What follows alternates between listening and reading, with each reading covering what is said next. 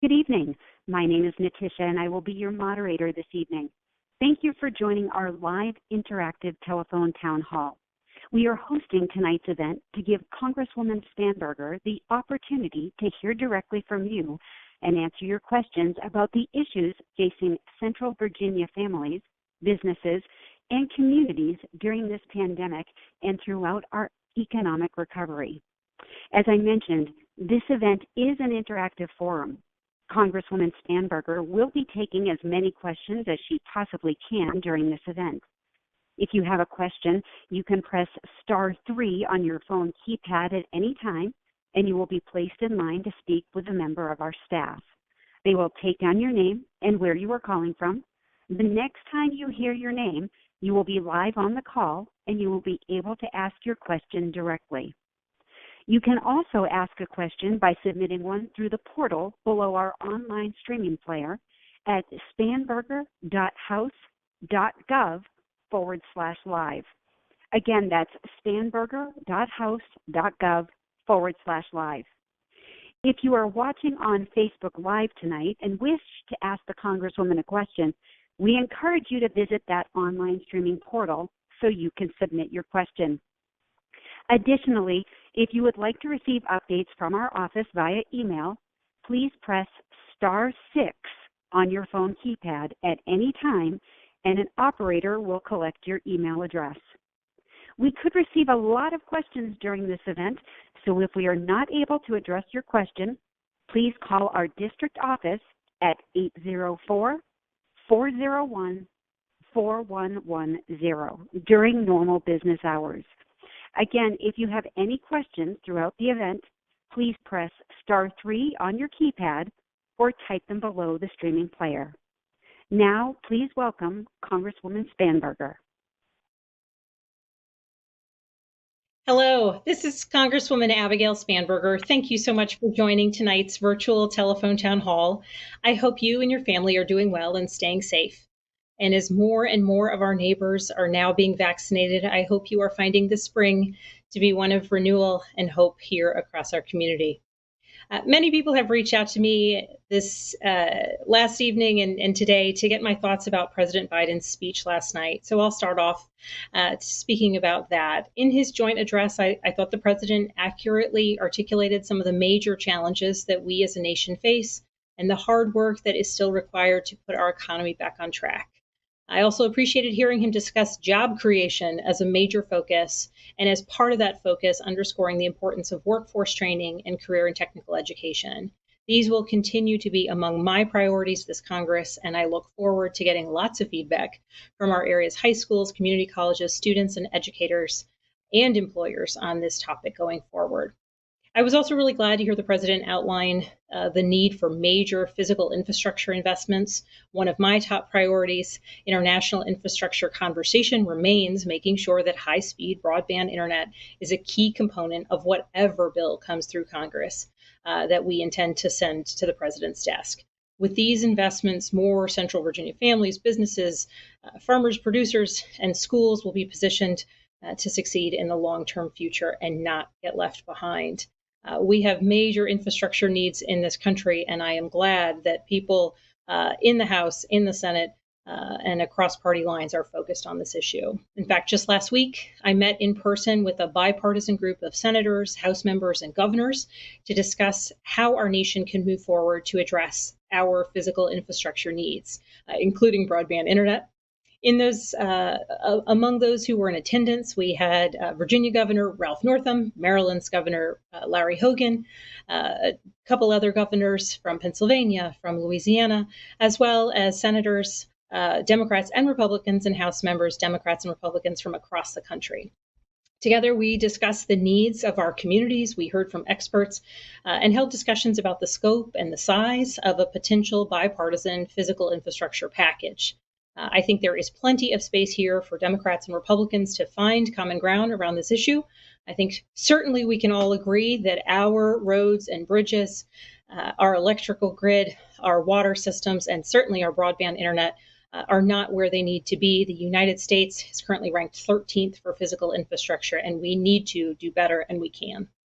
So since our last town hall, I've also been meeting with Virginia officials, community leaders, and residents to discuss the work that has happened as a result of the American Rescue Plan and what is continuing to be ongoing locally here in Central Virginia with our ongoing response to COVID.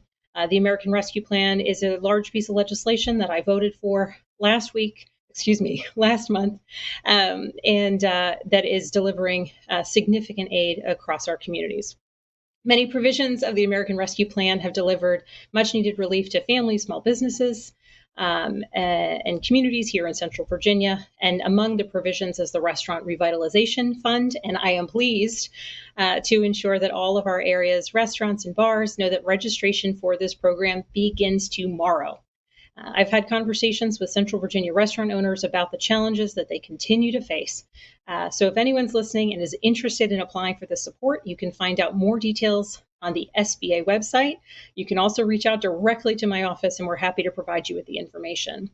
Another important provision of the American Rescue Plan for Central Virginia families in particular is the expansion of the child tax credit. Thanks to the American Rescue Plan, Virginia families will receive additional payments throughout the year to assist with food, childcare, healthcare bills, and more. So this is a refundable tax credit. That's a departure from prior iterations of the child tax credit. And working class and middle class families will receive additional funds for their children. It's estimated that this provision of the American Rescue Plan will help lift roughly 6,800 of our district, 7th District of Virginia's children, out of poverty. This is tremendous news for Virginia's families.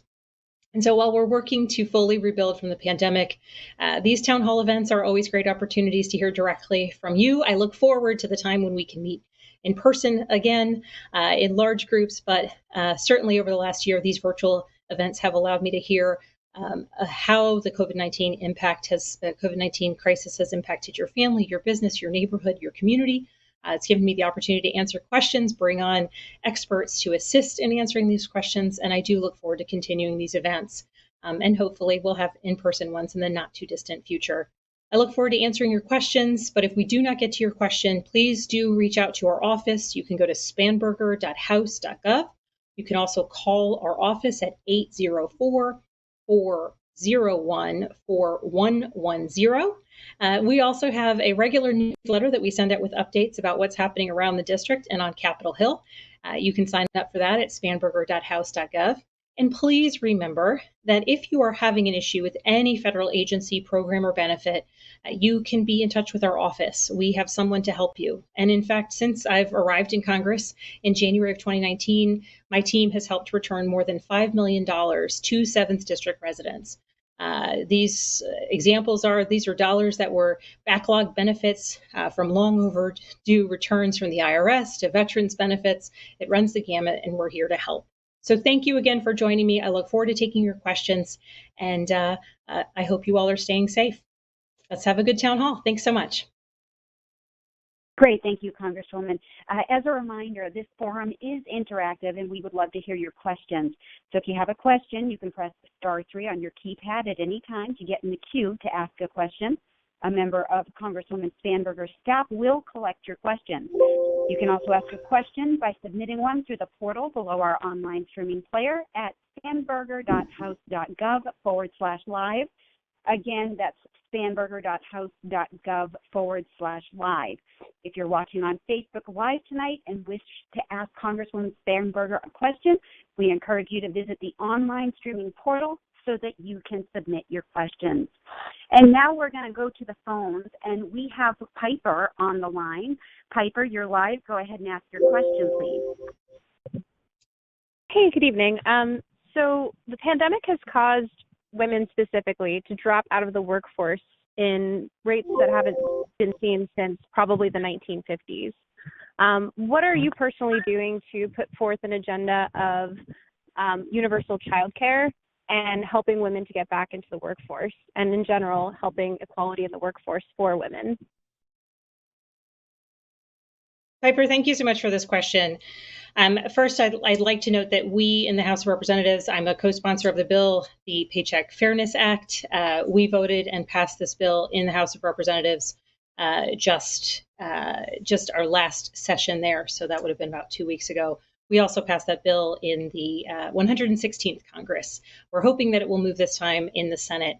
And it's an important bill. It's a bill that would ensure that there is equality of pay between men and women. And certainly we know that there are significant disparities, not just between men and women, but that the disparities exist and are more significant for Black women and Hispanic women. But to address your question about women continuing to leave the workforce during the pandemic, this is an issue that has been brought to my attention. This is an issue that has impacted members of my own family because of childcare and because of the challenges of the pandemic. Notably, the Biden administration has introduced, President Biden announced it yesterday, an effort to try and move forward with the American Families Act. And important in that are multiple provisions related to early childhood education, which is important to children and to families overall, but in particular does have an impact on the women of the family, as we do know that childcare disproportionately falls on mothers in a household. Notably, within the ongoing efforts to work through the plan for the American Jobs Plan, in the House of Representatives, we are having significant conversations about what the care economy looks like. And certainly, if we want to make sure that our economy is as robust as it must be, and that we have everyone who wants to be working back in the workforce, we need to ensure that dependent children or adults, adult family members, elder care, those who might require additional support, are able to get the care that they need, so to enable that their caregiver can in fact go back to work and be able to work. So I'm in the process of working through the conversations related to ultimately, as part of the American Jobs Plan, what an element of that care economy is, the support to ensure that individuals can get back to work, in particular women. So thank you for your question, Piper. Great, thank you. Our next question comes from Kwesi from Chesterfield. Kwesi, you're live. Go ahead and ask your question, please. Good evening, Congresswoman. My question is about vets. They have been homeless before the pandemic. Now they're really homeless. And what is your plan to help, especially vets that have served war, come back home, and they don't have the skills to work from home or having worked in, been in combat? What's your plan to help them to not be homeless anymore? Well, thank you so much for this question. I've actually partnered with a colleague, a Republican from Kansas, to focus on affordable housing for veterans. I'm an original co-sponsor of this piece of legislation, and it would be an important step forward in ensuring that we are providing and making accessible, affordable housing available to our nation's homeless veterans. I have also been focused on workforce development and training programs, and certainly for so many of our service members who serve overseas in a variety of jobs, ensuring that they can transition those roles into certifiable skills. The fact that I've heard many stories about those who have been able to drive trucks throughout Iraq or Afghanistan, return home to the United States, and face significant challenges going through the process of getting their CDL. These are hurdles that need not exist for our nation's veterans, and certainly contribute to the economic challenges that they face. But I thank you for this question, and in particular, I would note the piece of legislation focused on homeless veterans that is upcoming, though notably throughout much of the American Rescue Plan and our prior COVID-related pieces of legislation, we did provide additional support to the veteran community, and there were especially in the bill that we passed in December, bill that passed with significant bipartisan support, there continued to be, we included rental relief and support for those most impacted by the pandemic, and that would include our nation's veterans. Great, thank you. The next question comes from Elizabeth from Henrico. Elizabeth, you're live. Go ahead and ask your question, please. Thank you, Representative Spanberger, for having this town hall. My question is just simply, what is Virginia's response to the crisis at our border? Thank you. Well, Elizabeth, thank you for this question. And I'll speak from the federal perspective as a member of the Virginia delegation. And certainly this is a challenge that we face as a nation. So I think it's important to note that we do face a crisis at the border. We face significant challenges, and we have seen a surge in migrants coming to the southern border. Notably, much of the surge is related to what has continued to be plaguing the Central American countries, the Northern Triangle countries, in addition to corruption, violence, narco trafficking, human trafficking, that has at times driven many to flee their homes. There have also been substantial natural weather events, 2 major hurricanes that have wreaked significant havoc on an already unstable area. One of the challenges contributing to this is that previously the United States has focused on recognizing the need to provide aid to Central American countries to help aid in stability. Under the last administration, aid dollars to Northern Triangle countries were in fact cut, adding to some of the instability. Among the things that I have focused on is understanding that the reason that there are root causes of immigration towards our southern border.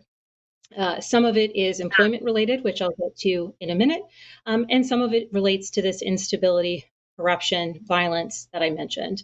And so last Congress, in the 116th Congress, I partnered with a Republican from Texas named Will Hurd to write a piece of legislation focused on utilizing intelligence to understand and get at and address the root causes of immigration, those who are fleeing violence, particularly from human traffickers and narco traffickers.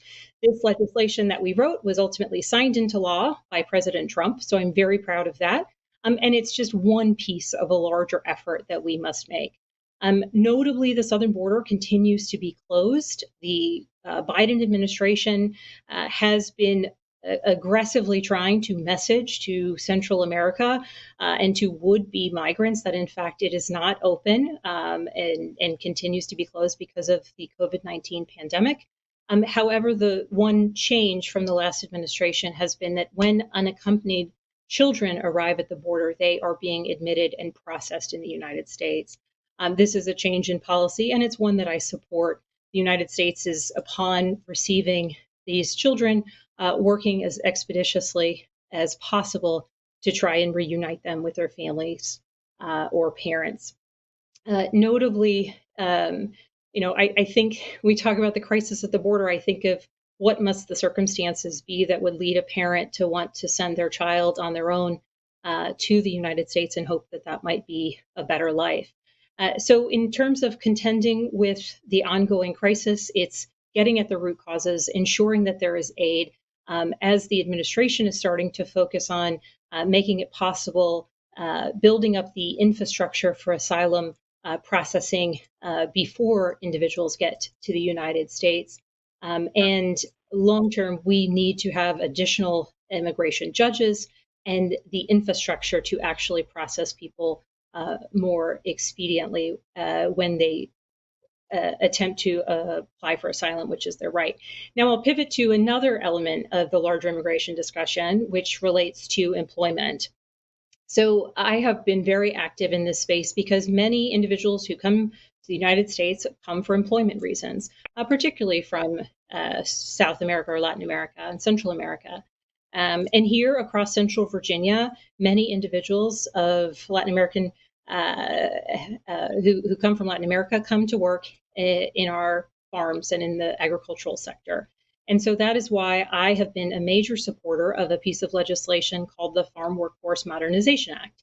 It's a bipartisan piece of legislation. It was developed with Democrats and Republicans who recognize that there's a problem because farmers and producers need a workforce.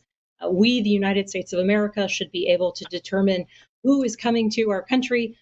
We should be able to put people through a process and ensure that they can work here safely, that farmers and producers can get the workforce that they need, and that those individuals can come through a clear process. This piece of legislation that has now passed the House of Representatives twice, both with significant bipartisan support, would ensure that E-Verify is utilized so that we know who is coming to the country. It would expand the number of H-2A visas, which is an incredibly important issue for our agricultural community.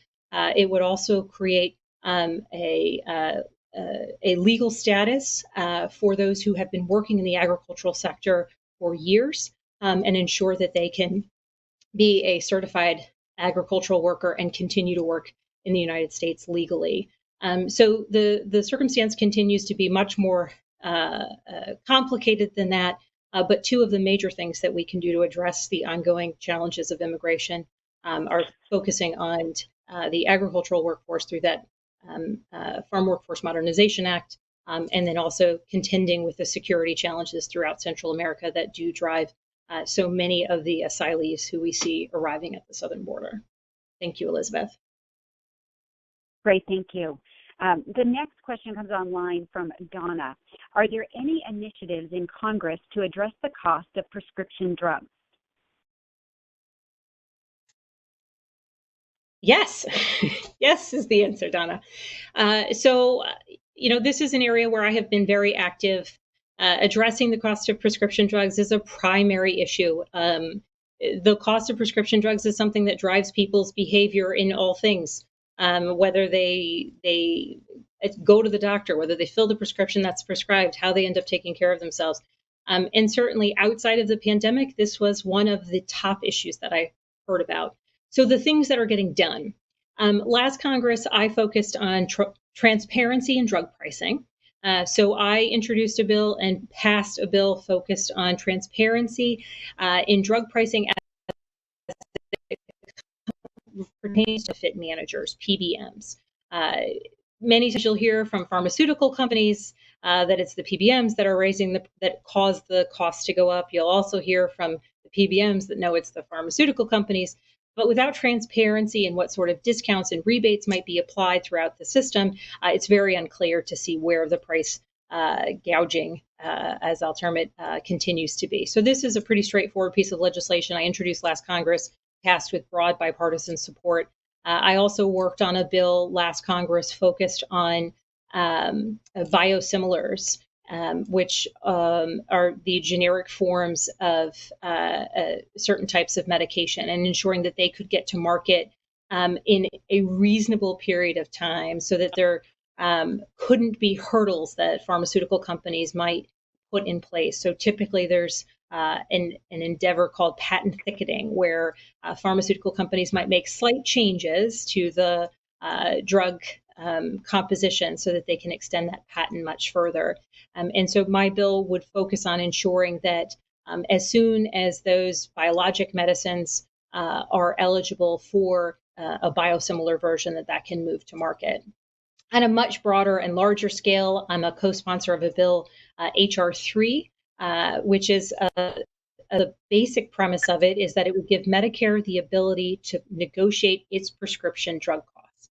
So notably, Medicare cannot negotiate its prescription drug costs, which is outrageous when we think that the VA is able to negotiate its prescription drug costs. When we think that, in how on earth is it possible that some entity as large as Medicare cannot negotiate on behalf of its patients?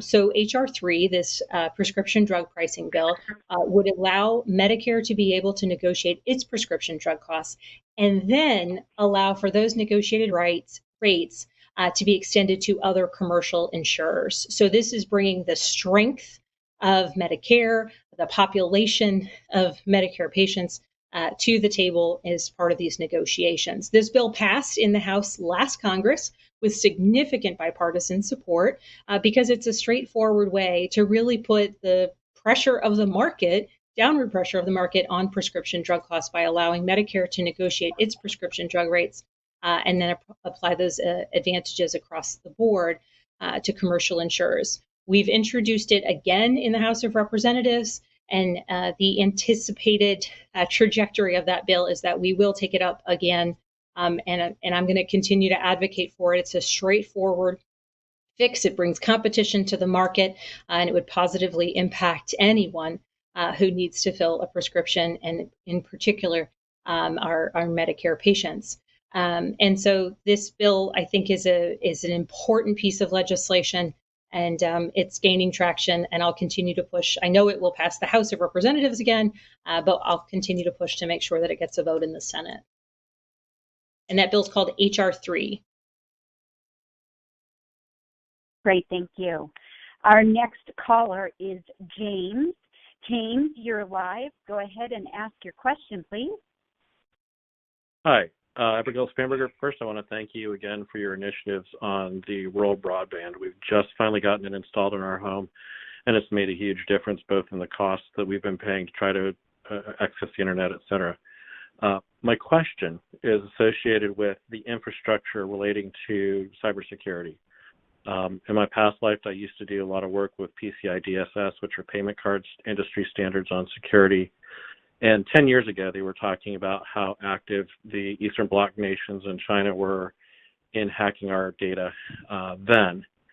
And of course, in recent years, we've seen more and more with SolarWinds and Facebook recently with 533 million accounts hacked, and their sort of reluctance to actually make it known and account for it at the moment. So I'm curious, what's going on in Congress right now, and particularly what are you doing? Because I know this has been something you've mentioned before, to try to make sure that we get back to a strong infrastructure of cybersecurity, because it feels like we're leaking so much data across personal information, government information, and voting data that's making us so vulnerable to so many things. Well, thank you for this question. And I think this is an important one for those who are listening. The SolarWinds hack is where the Russians hacked and utilized, attempted to create a backdoor so that they would be able to hack into government systems and gain access to government data. It's an extraordinary and disturbing hack and attack from the Russians, and one of the major contributors to the retaliatory sanctions that President Biden and the Biden administration put in place. In terms of what's being done, this is an active area of engagement for the Homeland Security Committee. I do serve on Foreign Affairs and Agriculture, so at this point, they have been there's been hearings across last Congress and this Congress on this topic. But at this point, we haven't put forth major pieces of legislation in terms of protecting the larger infrastructure of our data systems. What is important when we're looking at physical infrastructure is to make sure that the resiliency, and this is one of the areas where I'm particularly interested, the resiliency of our electrical grid is strengthened, both for efficiency standpoint, from an attention to ensuring that we're not losing energy from the electrical stations to the substations to the home, but also to ensure that the electrical grid is not only resilient in its energy conservation and utilization and efficient, but also there were a number of years back, there was the electrical grid in parts of New York went out, and for a very brief period of time, it was very concerning that it might have been some sort of attack. And so that, I think, was a warning to many of the scope and size and breadth of a potential attack of that type.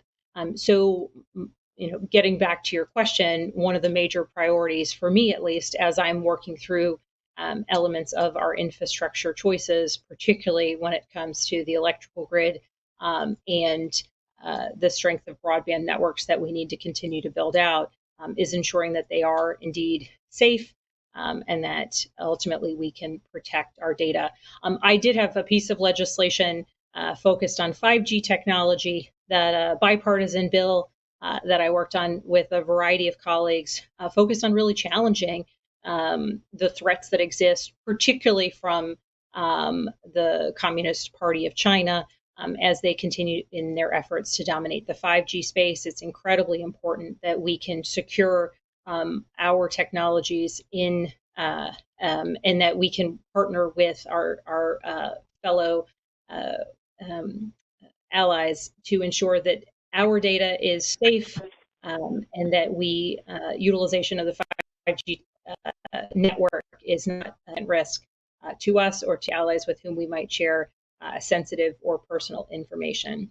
So I was proud to work on that, proud to see its success, and see it signed into law by the prior administration. Great, thank you. Our next caller is Charles from Culpeper. Charles, you're live. Go ahead and ask your question, please. Yes, thank you. First, I'm a fan of the Biden administration infrastructure plan. I think it's long overdue in this country to improve the quality of infrastructure. But I also realize that there are a lot of smart Republicans and other folks around who have good ideas. I'm curious about how you will work with these folks to bring the best ideas forward and get this thing passed. Thank you, Charles. So this has been my focus. I'm the vice chair of a group called the Problem Solvers Caucus. We are 29 Democrats, 29 Republicans. We meet at least once a week, and we focus on various different challenges facing our country. We've been very active in the space of immigration, leading to the bill that I mentioned earlier. I believe it was with Elizabeth's question, the Farm Workforce Modernization Act. We essentially got talks back going after talks between Democrats and Republicans had broken down over the fall of last year related to COVID relief. And then ultimately, we are now focused on infrastructure. Our group has a bipartisan infrastructure task force where Democrats and Republicans got together and put out a report really pulling from the information out there from experts in the recognition of the challenges that our country faces. I attended a summit in Maryland with Democratic governors and Republican governors and senators and House members of both parties, where we sat in a room and worked through, what are the challenges facing our communities? We, as the federal legislators, heard directly from the governors the challenges that they're facing on the ground, the impact of some federal regulations on their ability to invest in their own infrastructure, separate from federal investment. And then we talked through what does it look like to position the United States towards this next century? How do we invest in ourselves in such a way that we are building out our economy, that we are creating the infrastructure, and I'll count broadband chief among them, that will allow new companies, new entrepreneurs to take hold in various parts across the country and not just in some of the tech hubs. And so these conversations continue to be ongoing. I was on the call with a group of them for about an hour today, continuing this. We have had meetings with the different chairs of the committees of jurisdiction, energy and commerce, ways and means, of course, transportation and infrastructure, to really talk through what are the major needs. And frankly, there's significant bipartisan support here, particularly for physical infrastructure needs. And so we are continuing to work to build out what that looks like, working with members of the administration. We also went to the White House recently as well, and infrastructure was among the many topics that we discussed. So I agree with you, and I am wholly aligned in my excitement over the American Jobs Plan overall, but in my real desire to make sure that when we are talking about physical infrastructure for our nation and investment in ourselves, particularly when we see geopolitical challenges such as the Chinese Communist Party, that we are making investments in our country and in our people. And so that for me, a priority is that we take this unifying issue, unify around it, write good legislation, pass it with bipartisan support, and send it to the president's desk. And that's what I'm working towards, Charles. Great, thank you. Our next caller is Pat from Henrico County. Pat, you're live. Go ahead and ask your question, please. Thank you so much. I first of all would like to thank you so very much, Congresswoman Spanberger, for all that you do for all of us. I don't know how you do it. However, I ask a question. When can we physically begin solving all the elephants that are in the room that nobody seems to talk about? We talk about symptoms and things we need to change, but what about racism? When are we going to physically be? We've been talking about it for hundreds and hundreds of years, talking, researching. It's kind of like it's become a cancer thing. They collect money for years, hundreds of years, and nobody. Anyway, when can we begin to take action to get to the cause and the source of racism? I can't lead anything, but I'm willing to work, and I was very, very excited when President Biden talked about all of us, that he wanted jobs for all of us. It's going to take all of us to handle what has to be done that's been in process for hundreds of years. So I guess my question will be, when can we physically begin to have meetings just like you do in Congress, just to take action to get to the causes and the sources of racism, rather than dealing with them? It's certainly a symptom. It's not the cause. Yeah. Well, Pat, I really appreciate this question because I think certainly over the past year, when we've been contending with the COVID-19 pandemic and we've been socially distant and wearing masks in public, and our society has changed, and we have been, because of the public health priorities, further and further apart from one another, which I think has been harmful for so many people. And so moving forward, getting vaccinated, ensuring that we can move to a place where we can engage with other people again in a normal, healthy, earnest way, I think is going to be truly important towards our path forward. But to really get at the heart of the question of how can we contend with racism that exists in our society, certainly we see white nationalism rearing its ugly head.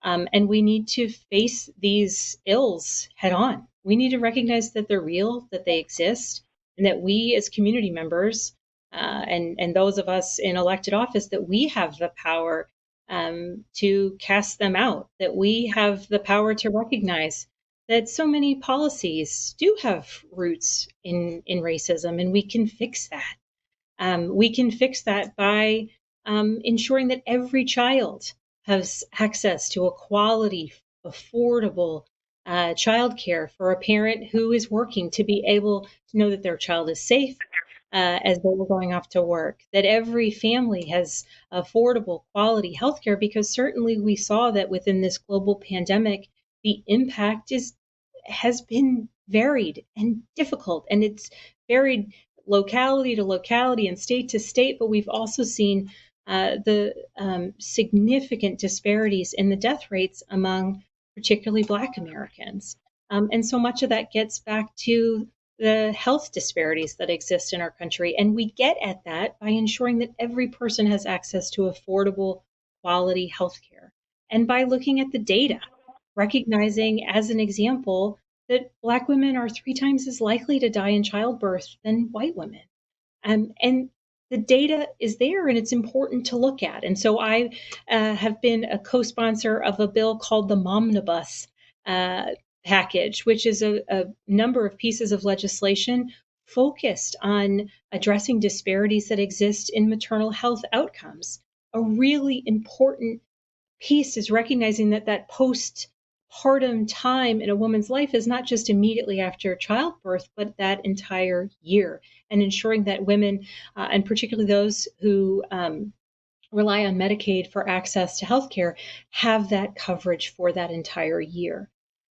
So across the board, of course, in this larger conversation, with the murder of George Floyd, we're having significant conversations about what reforms need to exist in policing. Where can we contend with biases that may exist within our criminal justice system, with the disparate and the differences that exist in sentencing for the same crime, but where some sentences are much more in the data. This is in the data for Black men versus men of other racial backgrounds. And so just recognizing that these challenges exist, and through legislation, we can work to strengthen our communities. We can work to ensure that every kid, no matter who they are, has access to a quality education so that they can have, go off to college or go to a career and technical training program, or have access to the financial support or the Pell Grants that are going to allow them to begin a career that will be an opportunity for them. And that starts at the earliest ages. And that success of that child benefits our larger community. It benefits our larger economy. They choose to go into the military. It benefits our national security.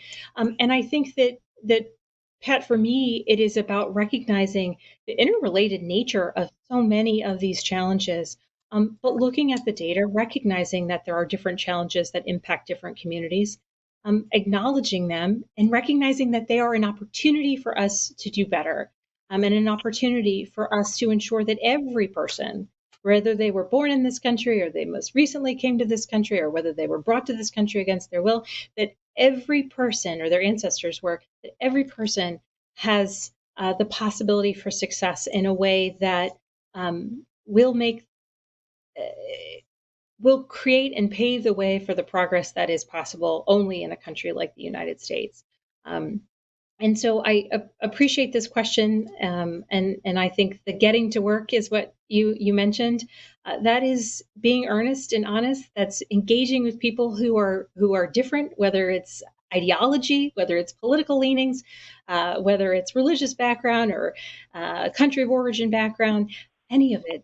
Getting to know people who are different or who might bring a new richness and type of experience to our life is, I think, how we contend with breaking down some of the barriers that certainly we've seen rise up in our society.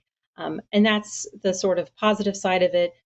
Beyond that, we also need to contend with domestic violent extremism through legal means and take very seriously the risk that white nationalist organizations pose in our country.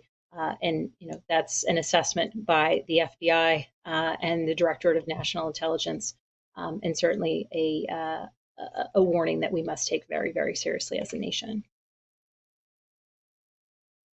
Great, thank you. Our next question comes from Angie. Angie, you're live. Go ahead and ask your question, please. Hi, Congresswoman. I just wanted to know how the American Jobs Act plans to move forward for educating adults and adolescents transitioning from high school into adulthood, especially educating people so they can, be more into the fields of science and technology and innovation in manufacturing. A lot of people have student loans, or they cannot afford school, or they cannot get grants. What about making education free for everyone and getting people job training that they need so America can be strong and not rely on other countries? So I really appreciate this question, because this is an area where I've been very active recently, and in that area being ensuring that people have the training that they need to pursue their next opportunity, get back to the job market, or particularly for high school students or young people, if a four-year degree is not right for them, that there are plenty of opportunities that exist. Notably, in the American Jobs Plan, as it is outlined, I believe the estimates from the administration are that about 70% of the jobs that would be created under that would be blue-collar jobs, would be jobs that do not require a four-year education, and that's incredibly important. There are so many opportunities for people with significant skills to be able to utilize those skills, and particularly as we are looking to build out and improve upon our nation's infrastructure, that's a priority. But just a little bit in terms of what I've done separate from the American Jobs Plan, which is still in the process of being finalized as a larger piece of legislation. I've sponsored and led multiple pieces of legislation just in the past couple months of this new Congress. One is the Reset for America's Future Act. This is a bipartisan piece of legislation that would provide additional resources for state and local governments, for participants in the SNAP program, for them to get employment and training program. And this is an important program that already exists, but ensuring that we're utilizing programs that exist, expanding upon them is important. I also have another bill called the Freedom to Invest in Tomorrow's Workforce Act. And this is a piece of legislation for those who utilize 529 plans. This allows for those plans to be utilized for certification programs, credentialing programs, and the testing that goes along with those programs. It's a great way for individuals who might be looking to take that next step in their career, or who may want to go to a credentialing program or a certification program, for them to be able to save for it and fund it in that way. I have also been supportive and co-led a bill called the Head Start for Our Future Act. And so this would ensure that when young people are in federal workforce study programs, that they can utilize those funds, and that they can have time working in Head Start programs can actually count as their federal work study program. And so, rather than working in the school library or on the school campus, which is also an excellent experience, that if somebody knows they want to be a teacher, they can go out and get in a Head Start class, engage directly with young children through that program, and really get tactical on the ground experience. I think that's an important example of what's possible. And then in addition to that, in terms of affordability long term, certainly expanded Pell Grants are an element of I think what the administration's talking about, certainly what I support within Congress. And then I've also been a co-sponsor of a bill focused on allowing anyone with student loans to be able to refinance those student loans, which is an important element. And unfortunately, you can refinance your mortgage, you can refinance your car loan, but you can't refinance your student loans. And that is, I think, absolutely unconscionable and something that needs to be changed. So I'm co-sponsoring legislation to do that. Great, thank you. Just as a reminder to everyone, we would love to hear your questions this evening. So if you have a question, you can press *3 on your keypad at any time to get into the queue to ask a question, and a member of Congresswoman Spanberger's staff will collect your questions. You can also ask a question by submitting one through the portal below our online streaming player at spanberger.house.gov/live. Again, that's spanberger.house.gov/live. And if you're watching on Facebook Live tonight and wish to ask Congresswoman Spanberger a question, we encourage you to visit the online streaming portal so that you can submit your question. We are going to go back to the phones, and we do have Joanne with us this evening. Joanne, you're live. Go ahead and ask your question, please. Good evening, Congresswoman Spanberger. It's nice to talk with you. My big concern is nursing homes. When is it going to happen that family members can go back in and visit their loved ones? My husband is in a nursing home right here in Richmond. I have been in that nursing home once since the 10th of March of last year, and that was on an emergency call. They called me wanting me to make a legal decision over the phone, and I refused and had to threaten to take legal action if they did not let me in to see him. This happened just a month or so ago. My husband he's not able to do anything for himself. I do FaceTime with him, but he's not able to communicate with me. What is happening within these nursing homes with patients and the caliber that my husband is in is beneath anything that I have ever imagined this country would do to a citizen, to completely isolate them from their family when they know they are in their most vulnerable health situation. I respect the danger of the COVID. I have complied with everything our government has asked us to do. I am 75 years old. When this began, I quarantined inside my home. My adult children brought groceries to me and made sure that I was doing okay so that I wouldn't have to go out in the public, that I could keep myself safe for hopefully a time when Sitter and Barfoot would open up. That time has not really come yet. And I don't understand. My husband has had the vaccine. He had it in January. And I have just received my second dose. When is our government going to allow the families? I'm his power of attorney. I'm responsible for him and the decisions on his health. When is our government? Joanne, are you still there? I don't know if we lost Joanne. I'm here. She should be there. She should be there. Okay. I'm here. Okay. So Joanne, I'm sorry. I thought we lost you for a minute.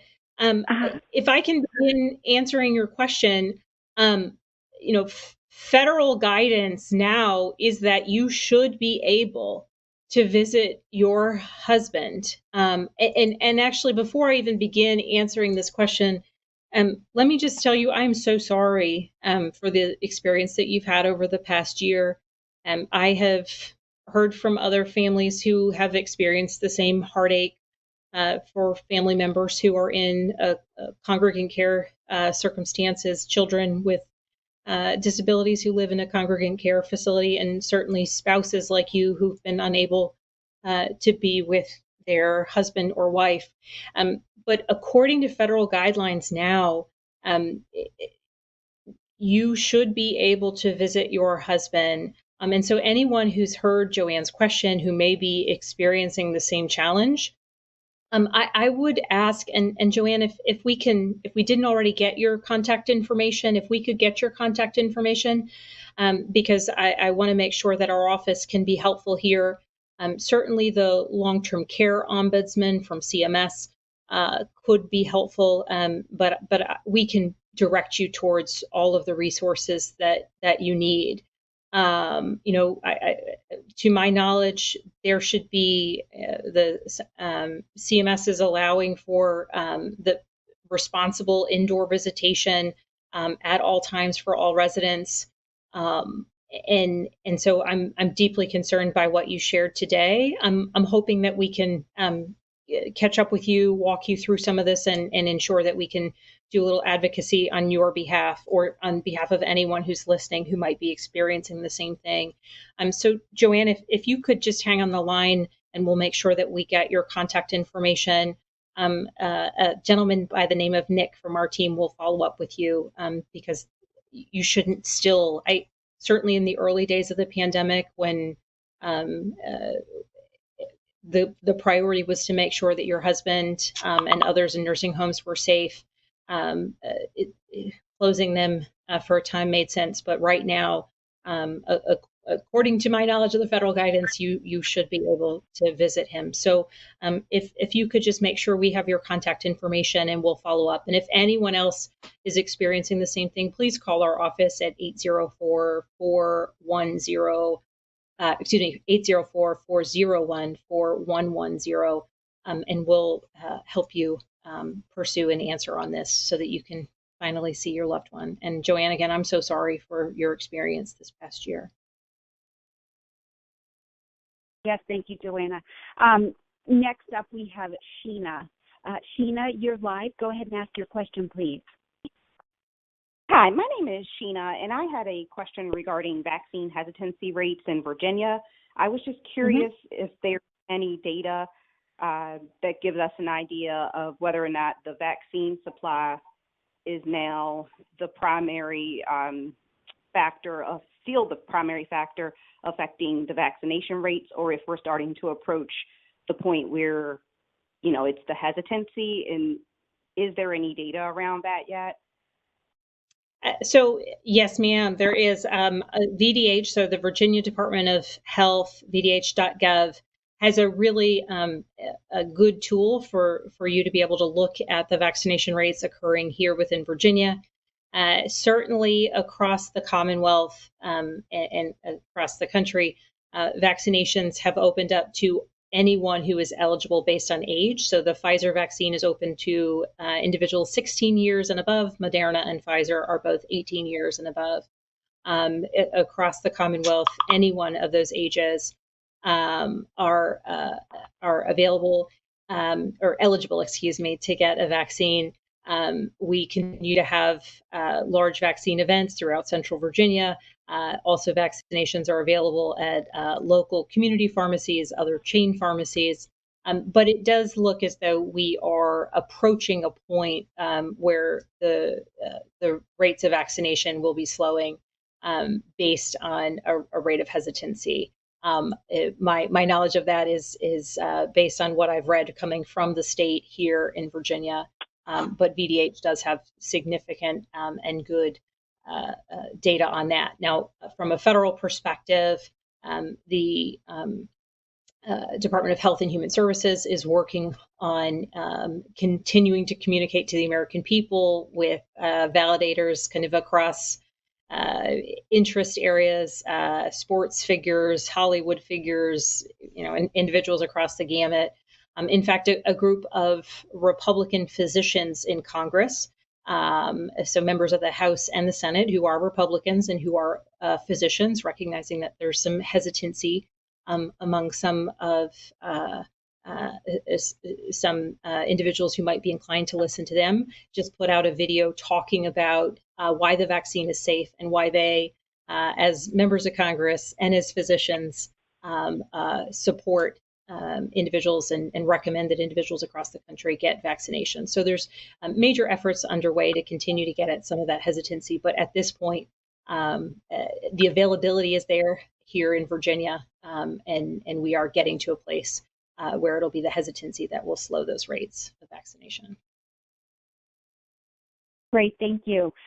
Congresswoman Spanberger, as we come to the end of our event this evening, any final thoughts or closing comments? Thank you so much to everyone who's been listening on the line, those who might be joining us on Facebook. I certainly look forward to getting back to in-person events. I promise sometimes my answers are a little bit less long-winded when I am answering in person. The challenges of the internet and these phone calls is I don't get to see audience members kind of giving me the eyes when I start to go on too much with the wonky policy. But I do appreciate the chance to speak with you all, to answer your questions, and frankly, to talk about the wonky policy. My goal is to be the best representative and legislator that I can, and so I dive deep into the issues that matter, the issues that you all have talked about this evening, and certainly the issues that impact our country. I thank you all for joining me tonight. Thank you for asking questions. I look forward to the next one, which we'll be scheduling shortly. And as always, if there's anything that my office can be of assistance with, please give us a call, 804-401-4110. If you have any questions, please go to our website, spanberger.house.gov. We do have a once-a-week newsletter that we send out at the end of the week to give an update on everything that we've been working on legislatively speaking. So it's a great resource that we send out once a week, and I do hope that you'll join that newsletter list. And again, if you're having any challenges with federal agencies, or if you have any questions about any of the legislation that I've spoken about tonight, please be in touch with our office. We are here to serve you. That goes for me and the rest of my team. And I hope you all stay safe. I hope you are enjoying this nice bit of spring weather. And again, thank you so much for the opportunity to represent you all and to speak with you all tonight. Thank you so much and stay safe. Thank you, Congresswoman Spanberger. We are coming to the end of our live event this evening. Thank you for taking the time to join us for this important telephone town hall with Congresswoman Abigail Spanberger. We appreciate the opportunity to answer your questions, but if we were not able to get to your question this evening, you can call our district office at 804-401-4110 during normal business hours, or go to spanberger.house.gov. Thank you again, everyone. Stay healthy and safe, and have a good evening.